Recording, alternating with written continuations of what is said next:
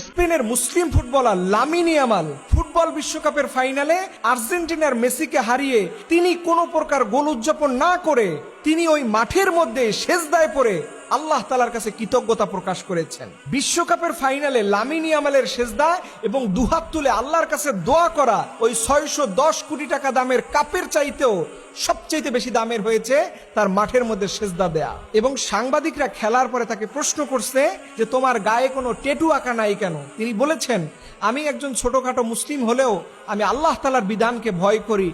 Tattoo আঁকলে নামাজ হবে না, ট্যাটু আঁকলে রোজা হবে না, আল্লাহ তাআলার অপছন্দনীয় বান্দা হয়ে যায়, তাই আমি আমার জীবনে কখনো ট্যাটু আঁকবো না। এবং এই লামিন ইয়ামালের জয়ে মুসলমানদের বিজয় হয়েছে। আপনি দেখেছেন মিশরকে বাদ দেওয়া হয়েছে, ইরানকে বাদ দেওয়া হয়েছে, মরক্কোকে বাদ দেওয়া হয়েছে।